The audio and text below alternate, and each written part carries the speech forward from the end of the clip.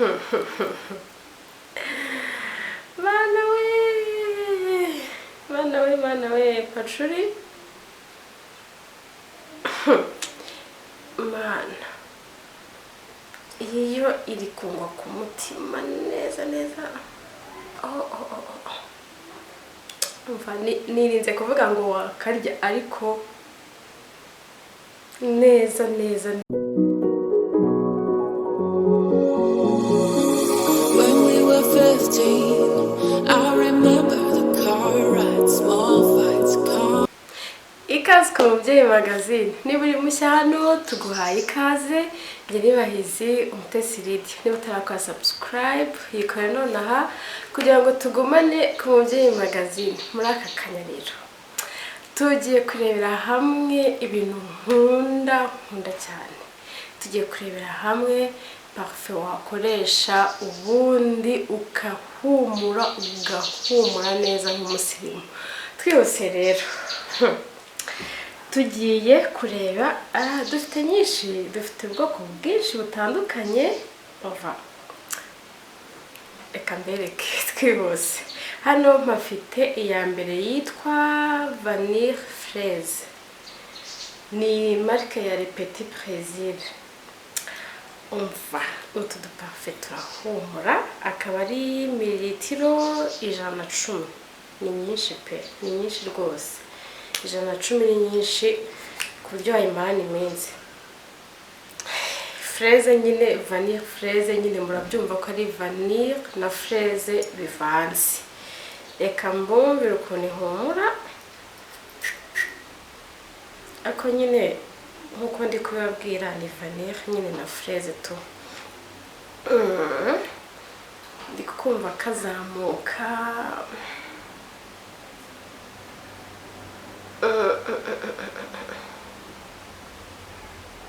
Umva irahumura neza nyine, ni vanille na fraise uko mubizi, kuko fraise zirahumura na vanille irahumura rwose. Umva karahumura neza. Kano ga parfum ka vanille na fraise akaba ari marque ya Le Petit Plaisir.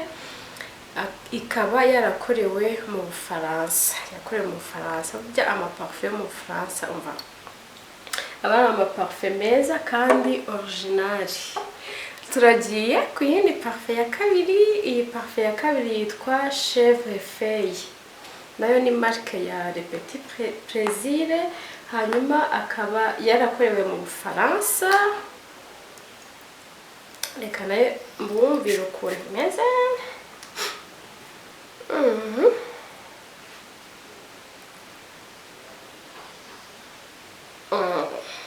Kari soft ukuntu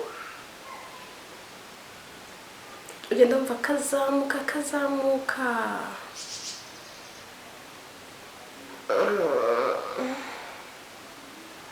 Hari ukuntu wumva irireje ukuntu,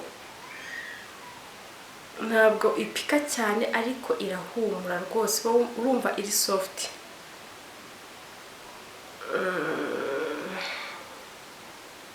Chèvre Feuille nayo ni nziza bya hatari, nayo iri guhumura neza rwose. Abantu bakunda rero utuntu dutuje ariko nanone turi soft, wumva kagenda kamontamo ukuntu. iyi Chèvre Feuille niyo ngiyo wafata. Tugiye ku ya gatatu tugiye kuri Patchouli, nayo ni Le Petit Plaisir. Hanyuma akaba yarakorewe mu Bufaransa.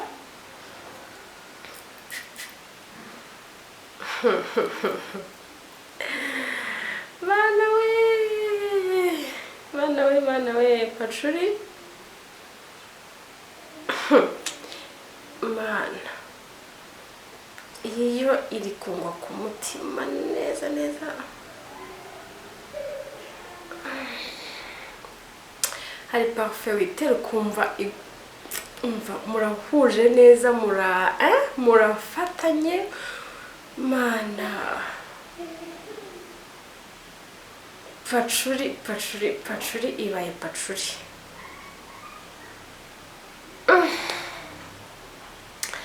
mbabwije kuri patchouli iri muri famille za parfum nkunda kuko ari ukuntu simbizi ukuntu nabisobanurira ariko ndi kumva ari ukuntu mana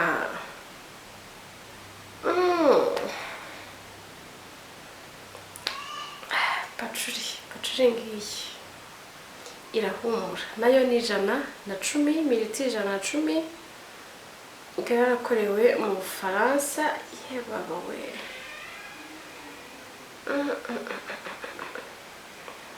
okay dukomeze tugiye kuri parfum ya kane iyi ni ya kane akaba ari Vanille Mon Noir ntabwo ari ubwa mbere nyiberetse iyi ni ubwa kabiri nyiberetse ariko nayo ni parfum nziza cyane ihumura Vanille Mon Noir yego nayo irimo vanille ariko n'akandi kantu nayo irahumura neza amahitamo nayanyu yebaba we nayo ihumura neza iyi Vanille Mon Noir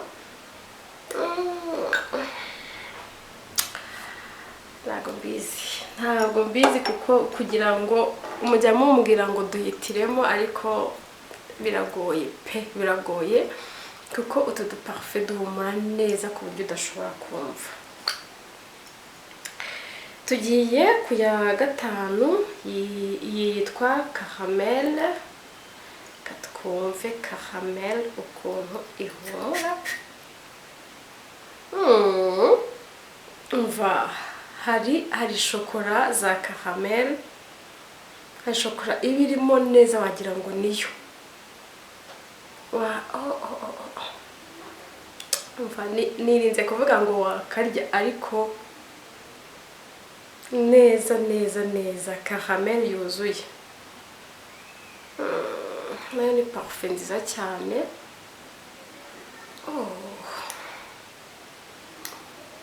baba we kuva Caramel nayo irahumura neza cyane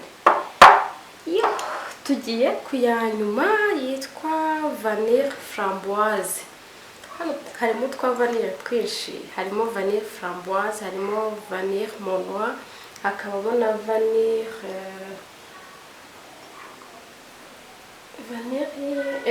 fraise rwose mva vanilla iri mu bintu bihumura neza rwose ku buryo nishimiye kubibona muri parfum nyinshi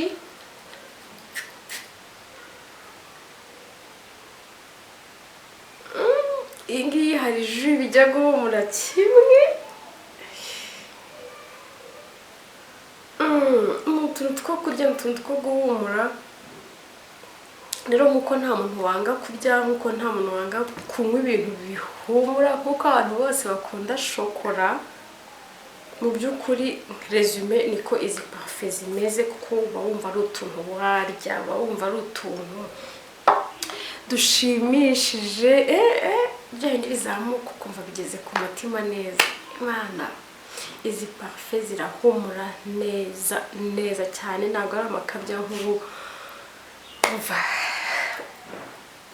ukwiye kwihemba ukwiye kwigurira agaparfum ku buryo ukitera ukumva urahumura neza bya bintu biryoshye ikindi rero akarusho k'izi parfum mberetse nuko zidahenze ntabwo zihenze kandi ni nyinshi mililitiro 110 ni mililitiro nyinshi ku bihumbi 25 ubundi aho uciye ukumva uri guhumura ubundi wafata umwenda ukumva uri guhumura ubundi wasuhuza umuntu akakubwira turahumura neza nawe ukumva kuko hari kuntu byishimo biri kuzamuka muri wowe n'icyizere cyo kubaho neza rero guhumura neza ni inshingano za buri wese niba ufite ako wari ufite kitera ariko ni byiza yuko wakongeramo n'utu tuntu mberetse cyangwa se ukaba wagurira na mugenzi wawe gifti ukamwohereza agaparfum umva yakitera akakwibuka akumva uburyo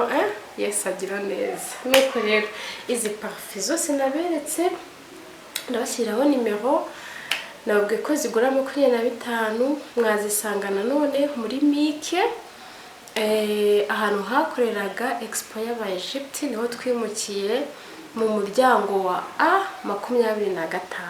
ndabashyiraho na nimero ku buryo mwahamagara, ntabwo hagoranye, umva haroroshye cyane. There could be something more. We were only kids when we first met. Now let's discover what we haven't yet. I don't wanna wonder what could have been. So baby, take my hand and let my love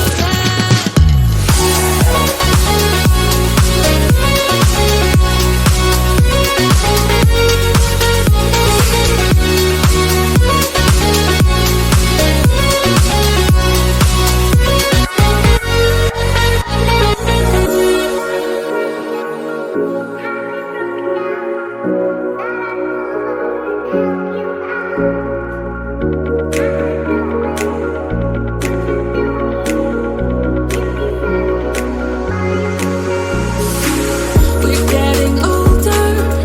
There's a sparkle in your Hanyuma rero nubwo narindi kubabwira yuko ari amaparfait, ariko mu by'ukuri ni eau de toilette. Zanditseho ko ari eau de toilette, nubwo muri rusange tubyita ngo ni parfait. Rero bitaniye hehe? Hari ukuntu bitewe na concentration yayo zigenda ziba mu byiciro. Habanza parfait, nkuko mubizi parfait nyine ni zazindi ziba zihenze kuva mu majana. Hanyuma hagakurikiraho eau de parfait. Eau de parfait ni ikurikira parfait. Hanyuma hagakurikiraho eau de toilette, akaba ariyo yiyingi yimberetse, akaba ari ubwo ni etape ya gatatu. Concentration yayo ubwo ni etape ya gatatu. Nyuma ya eau de toilette rero hakurikiraho eau de cologne. Hanyuma nyuma ya eau de cologne hagakurikiraho eau fraîche. Murumva ko ari ibyiciro bitanu. Rero tujye tumenya, tujye no kugura uburyo mbese icyo tuguze ukuntu kimeze, concentration yayo tuyimenye, kugira ngo tubashe gusobanukirwa. Burya ubumenyi ni bwiza, gusobanukirwa ikintu ni byiza. Nkuko rero nari mbabwiye, habanza parfait, hagakurikiraho eau de parfait, hagakurikiraho eau de toilette, hagakurikiraho eau de cologne, hagakurikiraho eau fraîche. Rero iyi ngiyi imberetse ntabwo ari parfait, ntabwo ari eau de parfait, ahubwo ni eau de toilette. Rero ubwo ni concentration ya gatatu. Ariko akarusho kubera ko yakorewe mu Bufaransa, nayo ni nziza kandi iri concentré, imara n'umwanya nkuko nabiberetse. Hano harimo ebyiri nagerageje zihumura neza, n'izindi nagiye numva zihumura neza bitewe n'ibizikoze, bitewe n'ukuntu abantu rero dukunda ibintu bitandukanye. Niyo mpamvu nabazaniye ubwoko butandukanye kugira ngo hatazabamo urwitwazo ngo ntago gahumura, ngo ntago nagakunze. Mu by'ukuri mu bwoko butandatu ntabwo umuntu yaburamo ikintu akunze, sibyo? Rero guhumura, tugomba guhumura neza, ni akantu k'ingenzi kagomba kuturanga mu buzima bwacu bwa buri munsi. Hanyuma rero amaparfait, ama eau de parfait, ama eau de toilette ni bya bindi nyine bigomba kudufasha guhumura, tukayitera ku myenda yacu kugira ngo bimare igihe, aho twiriwe, aho tugiye tuhagume turi fresh kandi duhumura. Hanyuma rero ntago byatana, urumva ntago wajya kwitera parfait ufite mu kwaha hakubangamiye, ufite mu kwaha hari kuryaryata, hari kugushimagura, ushaka kwishima wumva hatameze neza kubera ko wahogoshe, kubera ko hakoreye isuku, ntuhashyiremo ikintu gikwiriye. Akaba ariyo mpamvu rero dufite hano after shaving ya Garnier. Nababwiye ko akantu kose gashyashya umva nzajya mbona katuma dusa neza kurushaho, katuma twishimira uko tumeze kurushaho, ntabwo nzajya nkabika, nzajya nkabereka. Rero nabonye iyi after shaving ya Garnier akaba ari Invisalm usiga mu kwaha nyuma yo kwiyogosha. Hari igihe iyo umaze kwiyogosha mu kwaha ushobora kwiteramo deodora cyangwa se ugashyiramo ukumva birakurya, ariko siko bimeze iyo ukoresheje iyi Invisalm after shaving ya Garnier. Ni marque ya Garnier, ikaba idasiga bya bintu by'umweru, ikaba ituma umubiri uhumeka, ugahumeka kandi neza nta kibazo cyo kuvuga ngo ubwo nogoshe ngo ndirirwa ngenda gutya kugira ngo ntikoraho bikambye. Ni akantu k'ubwenge rero ko kumenya kwisiga nyuma yo kwiyogosha. Iyi akaba ari after shaving, karahumura, kari soft, kari naturel kuntu, kari nako karahumura neza. Rero nta alcohol irimo, ntabwo yangiza uruhu, ntabwo yangiza umubiri. Rero kugira ngo twirwe turi fresh, turambura amaboko, duhobera abantu, twishimye, twisanzuye, nta kintu kidutangira utabuti mana we none sinzi ukuntu guhumura. Oya, akangaka rero kabigufashamo ugahumura neza kandi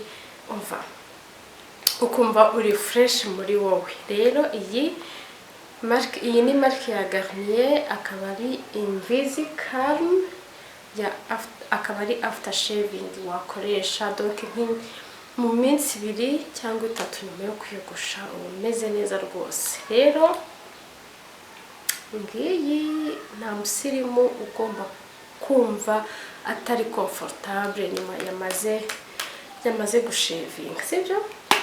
Rero izi ni eau de toilette ndetse na after shaving zagufasha kugira ngo umere neza, uhumure neza, wumve uri comfortable muri wowe aho utambuka hose, sibyo? iriya Garnier, iriya after shaving ni 10,000. Mbibutsa yuko twimukiye muri Mike mu mujyi. Ndabashimira mwese mwishimiye yuko twageze mu mujyi, kubera ko nimwe nkorera. Iyo mbahaye ibintu mukishima, nanjye ndishima, binterana courage zo gukomeza gukora kandi cyane. Tuzagera kure dufatanyije. Nuko rero duhanire kubaho neza ndetse no kugira ejo hazaza hacu heza, duhumura kurusha uko twahumuraga ejo. Rero niba utarakora subscribe uyikore, ukore like, ukore share, hanyuma tugumane ku Mubyeyi Magazine. Murakoze cyane rero, nawe utaha. Bye.